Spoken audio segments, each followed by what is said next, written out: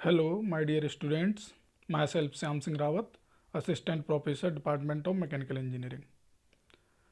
Last video में आपने देखा डिफरेंट टाइप्स के जो मिलर इंडाइसेस हैं कि किस तरीके से आप डिफरेंट जो एटम्स का अरेंजमेंट रहता है वो एक स्पेसिफिक प्लेन और डायरेक्शन में रहता है। ठीक है, तो वो प्लेन और डायरेक्शन का जो रिप्रेजेंटेशन है वो अपन मिलर इंडाइसेस के थ्रू करते हैं। ठीक है, तो मिलर इंडाइसेस एक रिप्रेजेंटेशन सिस्टम है जो कि प्लेन और डायरेक्शन को एक स्पेसिफिक यूनिट सेल के अंदर किस तरीके से एटम्स का अरेंजमेंट है उसे दिखाता है, रिप्रेजेंट करता है। ठीक, इससे पहले आपका इंट्रोडक्शन टू मटेरियल्स, बॉन्डिंग्स कि किस टाइप की बॉन्डिंग के थ्रू सॉलिड मटेरियल्स के अंदर जो एटम्स हैं वो अरेंज रहते हैं। ठीक है, और उसके बाद आपका different types of crystal structures present in materials, solid materials. ठीक है, तो जो स्पेसिफिक आपकी प्रॉपर्टीज़ हैं किसी भी मटेरियल की वो डिपेंड करती हैं बॉन्डिंग्स पे, क्रिस्टल स्ट्रक्चर्स पे, डिफरेंट जो प्लेन एंड डायरेक्शंस हैं मटेरियल के अंदर उस पर। ठीक है, तो ये सभी जो पॉइंट्स हैं आपकी मटेरियल की प्रॉपर्टीज़ को अफेक्ट करते हैं।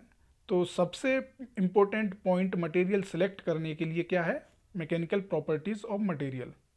ठीक है, तो जैसी रिक्वायरमेंट है उसके अकॉर्डिंग आप मटेरियल वहाँ से सिलेक्ट करते हैं। ओके, तो यहाँ पे इस वीडियो के अंदर वो प्रॉपर्टीज़ क्या हैं और क्या होती हैं, किस तरीके से वर्किंग कंडीशन में जो मटेरियल है वो बिहेवियर करता है, उसकी स्टडी करेंगे हम आज इस वीडियो के अंदर।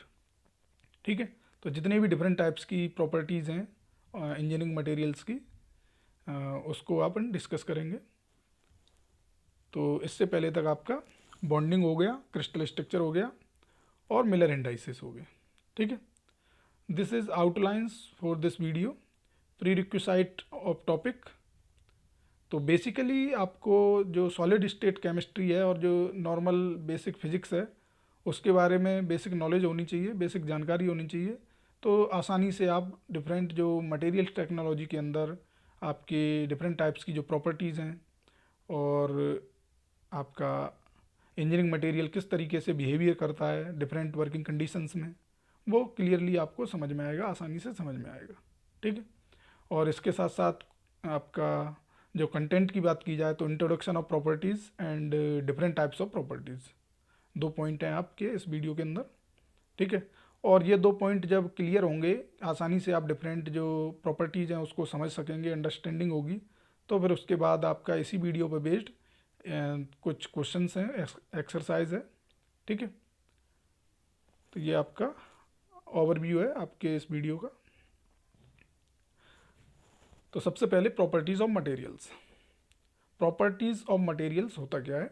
आपका behaviour of material under various service conditions. तो जो करेक्टरिस्टिक्स हैं, जो बिहेवियर है मटेरियल का डिफरेंट वर्किंग कंडीशंस में, वो कहलाता है प्रॉपर्टीज़ ऑफ मटेरियल। ठीक है, बेसिकली प्रॉपर्टीज़ ऑफ मटेरियल को आपके दो कैटेगरी में क्लासीफाई किया गया है, एक तो मैकेनिकल प्रॉपर्टीज़, दूसरा फिजिकल प्रॉपर्टीज़। तो जैसा कि मैंने बताया कि प्रॉपर्टीज़ एक इम्पोर्टेंट फैक्टर है किसी भी मटेरियल को सिलेक्ट करने के लिए। जैसे आपको मान लीजिए कोई गियर बनाना है, ठीक है, तो गियर के अंदर कौन से स्ट्रेसेस डेवलप हो रहे हैं, क्या फोर्सेस वहाँ पे लग रहे हैं, उसके अकॉर्डिंग गियर का जो मटेरियल है वो सिलेक्ट करेंगे आप। ठीक है, तो सबसे पहले डिज़ाइन करेंगे, डिज़ाइनिंग के लिए सबसे इम्पोर्टेंट पॉइंट आपका मटेरियल ही रहता है और उस मटेरियल के अंदर क्या क्या प्रॉपर्टीज़ हैं उसके बेसिस पे आप उस मटेरियल को सिलेक्ट करते हैं। ठीक है, और तो सबसे पहले आपको पता होना चाहिए कि आपकी रिक्वायरमेंट क्या है, कितना फोर्स लगेगा, कितना स्ट्रेस लगेगा, डेंसिटी कितनी होनी चाहिए, वियर रेजिस्टेंस क्या है, कोरोजन रेजिस्टेंस क्या है, ये सभी पॉइंट्स आपको देखने होंगे। ठीक है, properties of material basically classified in two categories, एक आपकी मैकेनिकल प्रॉपर्टीज़ है, दूसरी फिजिकल प्रॉपर्टीज़ है। तो मैकेनिकल प्रॉपर्टीज़ है आपकी behaviour of material under the action of force, कि जब आप फोर्स अप्लाई करेंगे उस टाइम पे आपका वर्क पीस जो मटेरियल है उसका बिहेवियर क्या है। ठीक है, फिजिकल प्रॉपर्टीज़ की बात की जाए तो फिजिकली आपको देखने से पता चलेगा, या डिफरेंट जो फिजिकल प्रॉपर्टीज़ में एक कॉमन अपन ने फिजिकल प्रॉपर्टीज़ ले ली है क्योंकि इसके साथ साथ आपकी इसमें केमिकल प्रॉपर्टीज़ हैं, ऑप्टिकल प्रॉपर्टीज़ हैं, मैग्नेटिक प्रॉपर्टीज़ हैं। मैकेनिकल को छोड़ के जितनी भी प्रॉपर्टीज़ बची हैं वो अपन ने एक में ही कंबाइन कर दी है, वो है फिजिकल प्रॉपर्टीज़। ठीक है, तो फिजिकल प्रॉपर्टीज़ आपको कलर क्या है, डेंसिटी कितनी है, शेप एंड साइज क्या है, इस तरीके से मटेरियल का आप आइडिया लगा सकते हैं। ठीक है, देखने से जैसे कॉपर की बात की जाए तो कॉपर थोड़ा सा देखने में पिंक टाइप का रहता है, तो आसानी से आप देख के पता बता सकते हैं कि वो कॉपर है। तो ये आपकी फिजिकल जो मटेरियल की फिजिकल प्रॉपर्टीज़ हुई। मैकेनिकल प्रॉपर्टीज़ को आपको देखने के लिए टेस्टिंग करनी होती है डिफरेंट टाइप्स की, उससे पता चलता है कि किस टाइप की प्रॉपर्टीज़ इस मटेरियल के अंदर है। जैसे हार्डनेस पता करना है तो हार्डनेस टेस्ट करना होगा, टेंसाइल स्ट्रेंथ पता करनी है तो टेंसाइल टेस्ट करना होगा। इस तरीके से डिफरेंट जो टेस्टिंग्स हैं वो परफॉर्म होंगी और जो प्रॉपर्टीज़ हैं वो आपको पता चलेंगे कि किस वर्किंग कंडीशन में मटेरियल का बिहेवियर कैसा रहेगा। ठीक है, तो दो कैटेगरीज हैं, mechanical properties and physical properties. तो सबसे पहले mechanical properties, behaviour of materials under the action of force. ठीक है, जब फोर्स लगाया जाएगा तो उस टाइप पे आपका बिहेवियर कैसा रहेगा, करेक्टरिस्टिक्स क्या रहेंगी उस मटेरियल्स की। ठीक है, तो यहाँ पे मैकेनिकल प्रॉपर्टीज़ को डिफरेंट कैटेगरीज में क्लासीफाई किया गया है। डिफरेंट टाइप्स की मैकेनिकल प्रॉपर्टीज़ होती हैं। जनरली जितनी भी मैकेनिकल प्रॉपर्टीज़ हैं वो मटेरियल के स्ट्रक्चर पर डिपेंड करती हैं। ठीक है, जैसा कि मैंने पहले भी बता चुका हूँ कि जितनी भी मैकेनिकल प्रॉपर्टीज़ हैं वो आपकी स्ट्रक्चर सेंसिटिव प्रॉपर्टीज़ होती हैं। ठीक है, क्योंकि इंटरनल मटेरियल के अंदर क्या हलचल हो रही है उस इंटरनल पार्ट पे ही जो आउटर आपको प्रॉपर्टीज़ दिखेंगी वो डिपेंड करती हैं, चाहे वो स्ट्रेंथ हो, डक्टिलिटी हो, मेलेबिलिटी हो, हार्डनेस, टफनेस, जितनी भी प्रॉपर्टीज़ हैं वो इंटरनल स्ट्रक्चर पे डिपेंड करती हैं मटेरियल के। ठीक है, तो यहाँ पे ये आपकी डिफरेंट टाइप्स की मैकेनिकल प्रॉपर्टीज़ हैं, strength, ductility, malleability, hardness, toughness, elasticity, plasticity, brittleness, creep, fatigue, stiffness, resilience, wear, fracture और भी रहती हैं। ठीक है, तो ये इम्पोर्टेंट मैकेनिकल प्रॉपर्टीज़ हैं जिनको अभी हम डिस्कस करेंगे। तो सबसे पहले स्ट्रेंथ। स्ट्रेंथ क्या होता है? Internal resistance offered by the object to external force. यहाँ पे डिफरेंट टाइप्स का फोर्स हो सकता है, tensile force, shear force, compressive force, yield strength, torsion, ठीक है, इम्पैक्ट फोर्स। तो इस तरीके से आपकी जो रेजिस्टेंस है वो भी चेंज होगा। यदि टेंसाइल फोर्स है तो वहाँ टेंसाइल स्ट्रेंथ होगी, कंप्रेसिव फोर्स है तो वहाँ कंप्रेसिव स्ट्रेंथ होगी, yield strength, torsion strength, impact strength, shear strength. तो इस तरीके से एक तरीके से कहें कि ये आपका मटेरियल का रेजिस्टेंस है, जो कि जिस तरीके का फोर्स आप अप्लाई करेंगे उसको वो रजिस्ट करेगा। ठीक है, तो ये डिफरेंट टाइप्स की स्ट्रेंथ्स। सेकंड है ductility, ability of materials to undergo plastic deformation without fracture when subjected to uniaxial tensile force. ठीक है, तो सिंपल जैसा कि डायग्राम में आपको दिखाई दे रहा है कि एक आपका मटेरियल है, उस पर आप टेंसाइल फोर्स अप्लाई कर रहे हैं तो वो इलोंगेट हो रहा है। तो विदाउट फ्रैक्चर जितना प्लास्टिक डिफॉर्मेशन हो सकता है, ठीक है, वो प्रॉपर्टीज़ डक्टिलिटी कहलाती है। ठीक है, जैसे अपन एग्जांपल के लिए माइल्ड स्टील लें तो माइल्ड स्टील एक डक्टाइल मटेरियल है, उसको थोड़ा सा एलोंगेट करेंगे। एलोंगेट मतलब हो सकता है इसके बेसिस पे आपके जो डिफरेंट मटेरियल्स हैं उनके वायर बनाए जाते हैं, जैसे एल्यूमिनियम है, कॉपर है, तो जो वायर के फॉर्म में कन्वर्ट हो सकते हैं। ये आपकी डक्टिलिटी जो प्रॉपर्टीज़ है उसी पर डिपेंड करता है। ठीक है, तो without fracture plastic deformation under the tensile force, ये डक्टिलिटी। सेकंड है आपका मेलिबिलिटी। मेलिबिलिटी बेसिकली जो प्रोडक्ट है उसको सीट में कन्वर्ट किया जा सकता है इस प्रॉपर्टी की बेस पे, जैसा कि डायग्राम में आपको दिखाई दे रहा है कि गोल्ड है, गोल्ड को आप हैमरिंग करें या फोर्स अप्लाई करें तो उसको सीट के फॉर्म में कन्वर्ट किया जा सकता है। ठीक है, ability of materials to undergo plastic deformation without fracture when subjected to compressive force. तो यहाँ पे भी ability of material to undergo plastic deformation है, लेकिन यहाँ पे जो फोर्स अप्लाई होगा वो कंप्रेसिव फोर्स होगा, जिससे वो सीट के फॉर्म में कन्वर्ट किया जा सके मटेरियल। ठीक है, तो ये आपकी मेलेबिलिटी। इसके बाद है hardness, ability of material to resist permanent indentation like abrasion है, वियर है, प्लास्टिक डिफॉर्मेशन है, मशीनिंग एंड कटिंग है।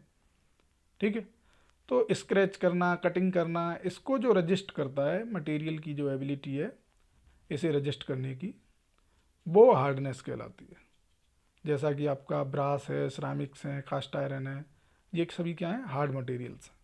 ठीक है, तो जैसा कि डायग्राम में आपको दिखाई दे रहा है, एक बॉल से आप इंडेंट बनाने की कोशिश कर रहे हैं मटेरियल के ऊपर, तो इस इंडेंट को या इस जो फोर्स को रजिस्ट करने की जो प्रॉपर्टीज है वो हार्डनेस है।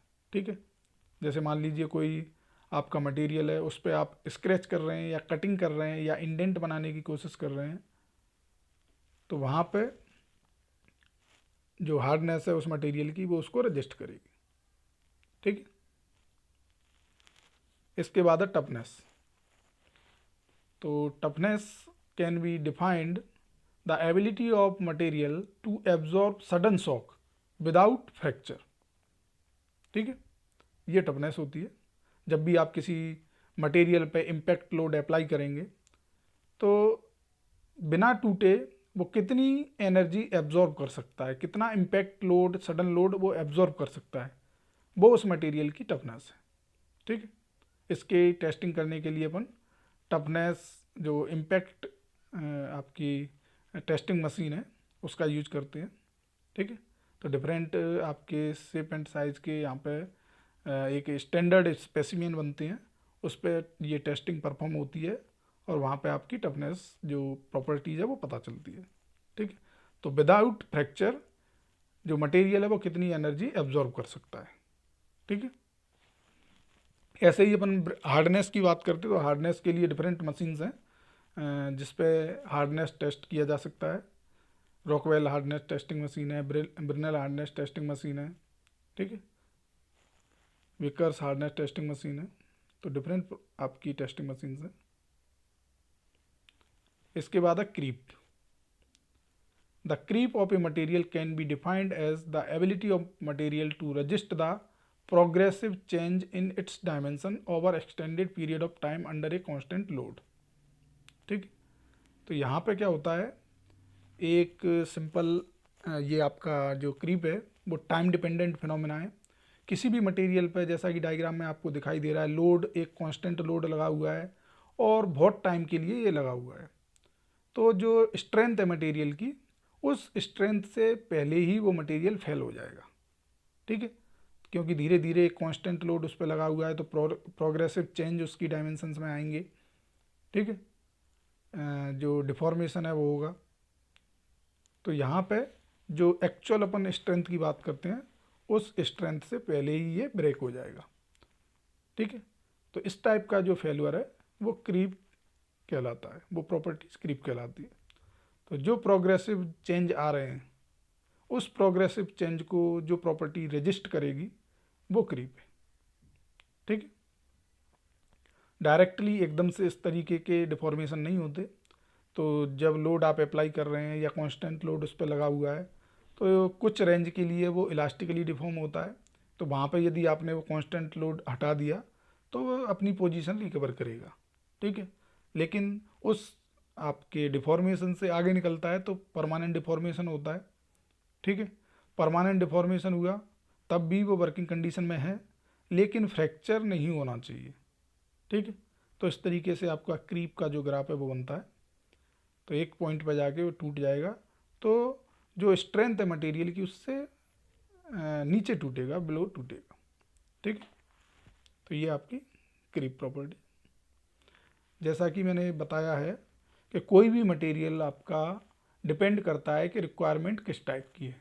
ठीक है, वर्किंग कंडीशन में हो सकता है कोई इलास्टिकली जो मटेरियल डिफॉर्म हो रहा है उससे ही मशीन आपकी फेल हो जाए या जो पार्ट है वो फेल हो जाए, और दूसरा हो सकता है कि प्लास्टिकली डिफॉर्म हुआ मटेरियल, उसके बाद भी वर्किंग कंडीशन में है मशीन या पार्ट, जो भी पार्ट उस मटेरियल से बना है, ठीक है। और तीसरा रहता है फ्रैक्चर। तो जब तक पार्ट टू और मोर पार्ट में डिवाइड नहीं हो जाएगा तब तक वो वर्किंग कंडीशन में है। तो 3 तरीके से फेल्यूर हो सकते हैं, इलास्टिक, प्लास्टिक एंड फ्रैक्चर, ठीक है। तो यहाँ पे जो क्रीप था वो आपका प्लास्टिकली डिफॉर्म होने के बाद भी वर्क करता है। जैसे अपन फटीग की बात करते हैं, the fatigue of a material can be defined as the ability of material to resist a fluctuating, cyclic और रिपीटेटिव लोड। जैसा कि डायग्राम में आपको दिखाई दे रहा है कि यहाँ पे जो एक रोटेटिंग शाफ्ट है, ठीक है, उस पर उस शाफ्ट का लोड और कुछ जो बेयरिंग एक साइड में लगा हुआ है उस पर लोड है। तो यहाँ पे ये लोड लगा हुआ है, तो जब ये रोटेट होगा तो ये साइक्लिक लोड इस शाफ्ट के ऊपर अप्लाई हो रहा है, ठीक है। तो साइक्लिक लोड का मतलब है यहाँ पे जब रोटेट हो रही है आपकी शाफ्ट तो उस पर कंप्रेसिव फोर्स, फिर टेंशन फोर्स, फिर कंप्रेसिव फोर्स, फिर टेंशन फोर्स, इस तरीके से अप्लाई हो रहा है, ठीक है, रोटेटिंग कंडीशन में, और एक एंड पर लोड लगा हुआ है। तो क्या होगा, जो सिंपल अपन टेंसाइल स्ट्रेंथ निकालें किसी भी मटेरियल की, तो जो रिपीटेटिव या साइक्लिक लोड है वो बहुत कम होगा उसका, मतलब जो फटीग स्ट्रेंथ है वो उस मटेरियल की बहुत कम होगी, ठीक है, क्योंकि जो एक्चुअल स्ट्रेंथ है उससे पहले ही, बहुत पहले ही वो ब्रेक हो जाएगा साइक्लिक लोड में यदि उसको लगा दिया तो ऐसे प्रोडक्ट जहाँ पे साइक्लिक लोड अप्लाई हो रहा है उसके लिए आपको ये फटीग टेस्टिंग करने की रिक्वायरमेंट रहती है, ठीक है, क्योंकि सिंपल जो वर्किंग कंडीशन है उससे कई तरीके से ये आपका जो फटीग या साइक्लिक लोड जहाँ पे लग रहा है वो वर्किंग कंडीशन रहती हैं, ठीक है। तो वहाँ पे इस तरीके की कंडीशंस के लिए आपको मटेरियल की हमेशा फटीग टेस्टिंग करनी चाहिए, तब उस मटेरियल को वहाँ पे अप्लाई करना चाहिए, लगाना चाहिए, ठीक है। तो ये आपकी फटीग टेस्टिंग या फटीग प्रॉपर्टीज़। इसके बाद है इलास्टिसिटी। इलास्टिसिटी मेनली होता क्या है, जब आप किसी भी मटेरियल पर फोर्स अप्लाई करते हैं तो वो डिफॉर्म होता है। तो सिंपल डिफॉर्म हुआ और जब आपने फोर्स हटाया वहाँ से तो वो अपनी पुरानी ओरिजिनल शेप एंड साइज़ में आने की कोशिश कर रहा है, ठीक है। तो ओरिजिनल शेप एंड साइज़ में वो आ गया तो वो इलास्टिक लिमिट रहती है उसकी, इलास्टिसिटी प्रॉपर्टीज़ है। लेकिन यदि आपने उस पर फोर्स बियॉन्ड द लिमिट लगाया, ठीक है, इलास्टिसिटी की जो रेंज है उससे ज़्यादा लगाया, तो क्या हुआ, वो परमानेंट डिफॉर्मेशन हो जाएगा। तो परमानेंट डिफॉर्मेशन आपका प्लास्टिक डिफॉर्मेशन है और जो इलास्टिसिटी है वो आपका टेम्परेरी डिफॉर्मेशन ऑफ मटेरियल है जो कि रिकवर करता है अपनी पुरानी शेप एंड साइज़ को, ठीक। तो ये इलास्टिसिटी एंड प्लास्टिसिटी जैसा कि डायग्राम में आपको दिखाई दे रहा है। इसके बाद है स्टिफनेस, ठीक है। Stiffness can be defined as the resistance of material to elastic deflection. इससे पहले इलास्टिसिटी, प्लास्टिसिटी, फटीग, क्रीप, ये सभी क्या है, डिफॉर्मेशन है, जबकि स्टिफनेस में क्या होता है, डिफ्लेक्शन होता है, ठीक है। Resistance of a material to elastic deflection, जो मान लीजिए एक एंड पे कोई मटेरियल आपका फिक्स है, दूसरे एंड पे आप फोर्स अप्लाई कर रहे हैं तो वो डिफ्लेक्ट होगा अपनी ओरिजिनल पोजीशन से, लेकिन जैसे ही आप वहाँ से फोर्स रिमूव करेंगे तो वो दोबारा अपनी पुरानी पोजीशन रिकवर करेगा, ठीक है। तो ये इलास्टिसिटी नहीं है, ये है आपकी स्टिफनेस, क्योंकि वहाँ पे डिफ्लेक्शन हो रहा है, कोई डिफॉर्मेशन नहीं है, अपनी पोजीशन चेंज कर रहा है और जैसे ही फोर्स आपने हटाया वो दोबारा रिकवर कर लेगा अपनी पोजीशन को, ठीक है। तो no deformation with respect to applied load. तो ये मटेरियल प्रॉपर्टीज ऑफ मटेरियल आपकी स्टिफनेस कहलाती है। इसके बाद है रेजिलियंस।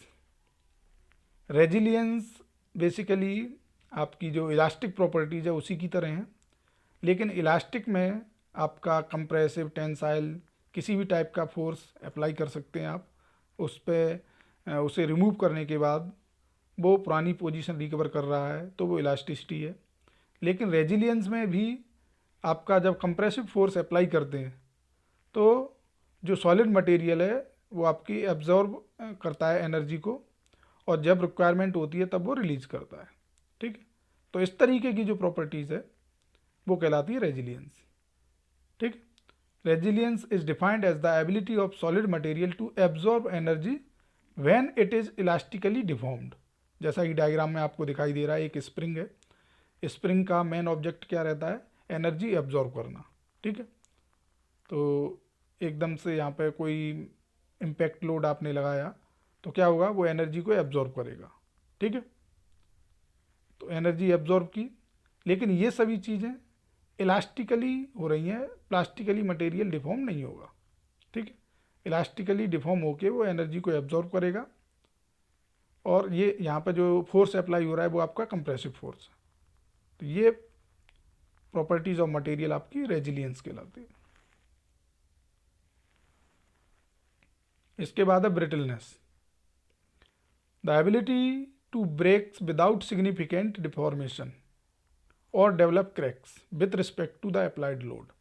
जैसे आपने फोर्स लगाया, जनरली डक्टिलिटी मेलेबिलिटी में क्या होता है, पहले मटेरियल इलोंगेट होता है, जबकि ब्रिटलनेस एक ऐसी प्रॉपर्टीज है यहाँ पे कोई भी मटेरियल प्लास्टिकली या इलास्टिकली डिफॉर्म नहीं होगा, इलोंगेट नहीं होगा, वो डायरेक्टली फ्रैक्चर होगा। ठीक है, जैसा कि मैंने फेल्योर बताए 3 टाइप के, इलास्टिक, प्लास्टिक एंड फ्रैक्चर। तो यहाँ पे फ्रैक्चर टाइप का फेल्योर है। ठीक है, आपने फोर्स अप्लाई किया, वो बिना किसी डिफॉर्मेशन के डायरेक्टली ब्रेक हो गया। ठीक है, तो ये प्रॉपर्टीज आपकी ब्रिटलनेस कहलाती है। ठीक है, जैसा कि कास्ट आयरन है, ग्लास है, सिरेमिक्स हैं, ये हार्ड और ब्रिटल मटेरियल होते हैं। जब इस पर आप फोर्स अप्लाई करोगे तो एकदम से ब्रेक हो जाएंगे, लेकिन स्क्रैचिंग और इंडेंटेशन को बहुत रजिस्ट करते हैं।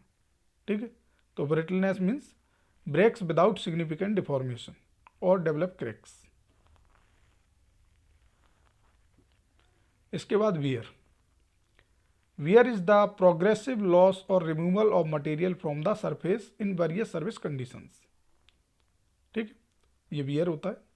वियर के लिए रीजन कुछ भी हो सकता है, केमिकल रिएक्शन के कारण हो, फ्रिक्शन के कारण हो, या सिंपल अधेशन या एब्रासन के कारण हो, डिफरेंट रीजन हो सकते हैं।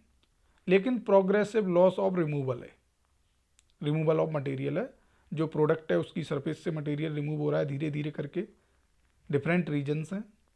तो इस तरीके का जो रिमूवल है मटेरियल का, वो वियर कहलाता है। जैसा कि डायग्राम में आपको दिखाई दे रहा है, सरफेस फटीग है, एब्रासन के कारण है, अधेशन के कारण है, ट्राइबोकेमिकल रिएक्शंस के कारण मटेरियल रिमूव हो रहा है। ठीक है, मटेरियल ट्रांसफ़र हो, ग्रुप्स बने, फ्रैक्चर हो, पार्टिकल्स के फॉर्म में रिमूव हो, तो ये सभी पॉइंट्स आपके वियर हैं।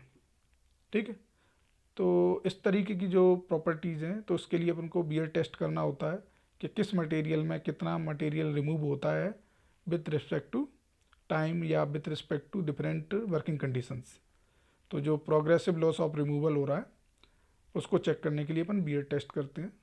तो जैसी रिक्वायरमेंट है उसके अकॉर्डिंग ये सभी जितने भी प्रॉपर्टीज़ हैं उसको टेस्ट किया जाता है। इसके बाद है फ्रैक्चर। जैसा कि बताया मैंने 3 टाइप के फेल्योर हैं, इलास्टिक, प्लास्टिक एंड फ्रैक्चर। तो ये तीसरा फेल्योर है फ्रैक्चर, 2 पार्ट में डिवाइड होना। ठीक है, fracture means the separation of solid materials under the action of stress into 2 और मोर पार्ट्स। तो यहाँ पे 2 टाइप के आपको फ्रैक्चर दिखाई दे रहे हैं, एक ब्रिटल फ्रैक्चर है, एक डक्टाइल फ्रैक्चर है। डक्टाइल फ्रैक्चर में मटेरियल थोड़ा सा डिफॉर्म होता है। ठीक है, वहाँ पे आपकी जो नेकिंग सिस्टम है वो होता है। ठीक है, थोड़ा सा इलोंगेट होगा, उसके बाद ब्रेक होगा। जबकि ब्रिटल फ्रैक्चर में क्या होता है, कोई इलोंगेशन नहीं है, कोई प्लास्टिकली डिफॉर्मेशन नहीं है, डायरेक्टली वो ब्रेक होगा। ठीक है, और मटेरियल आपका फेल हो जाएगा। क्लियर? तो ये आपकी डिफरेंट प्रॉपर्टीज़ ऑफ मटेरियल्स हैं जो कि इस वीडियो में अपन ने डिस्कस की। जो आपके सबसे इम्पोर्टेंट पॉइंट है मटेरियल सिलेक्शन के लिए, और मटेरियल सिलेक्शन किसी भी प्रोडक्ट को मैन्युफैक्चर करने के लिए सबसे इम्पोर्टेंट पॉइंट है। जब तक आपको मटेरियल की जानकारी नहीं होगी तो कोई प्रोडक्ट नहीं बन सकता। ठीक है, तो आपको सबसे पहले मटेरियल की प्रॉपर्टीज़ पता होना चाहिए। मान लीजिए मैं कोई शाफ्ट बना रहा हूँ, तो किस मटेरियल की बनाऊँगा, प्लास्टिक की नहीं, लकड़ी की नहीं। तो इस तरीके से आपको पता है, थोड़ा बेसिक आइडिया तो है ही है कि वो मेटल की बनेगी।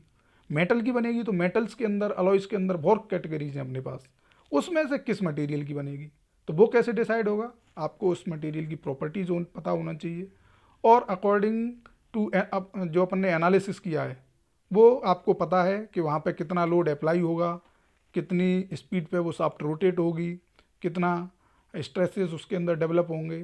तो उसके अकॉर्डिंग आपको कौन सा मटेरियल सिलेक्ट करना होगा जिससे वो शाफ्ट को आप मैन्युफैक्चर कर सकें और बना सकें। ठीक है, तो ये सभी पॉइंट्स जितनी भी प्रॉपर्टीज़ हैं इम्पोर्टेंट हैं आपके लिए मटेरियल सिलेक्शन के लिए। ठीक है,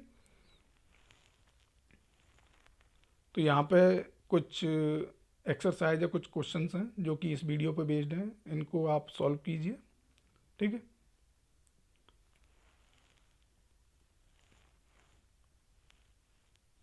लर्निंग आउटकम्स। तो यहाँ पे सिंपल जो इतनी भी प्रॉपर्टीज़ हैं वो आपने सीखी, समझ में आई कि किस तरीके से कौन सी प्रॉपर्टीज़ क्या होती है। इसके अलावा मेन जो पॉइंट है, able to select the material according to requirement of product. जो प्रोडक्ट की मैन्युफैक्चरिंग करनी है उसकी रिक्वायरमेंट के अकॉर्डिंग आप मटेरियल सिलेक्ट करना सीख जाएंगे, यदि ये प्रॉपर्टीज़ आपने अच्छे तरीके से पढ़नी है। ठीक, ये different references. Okay, thank you.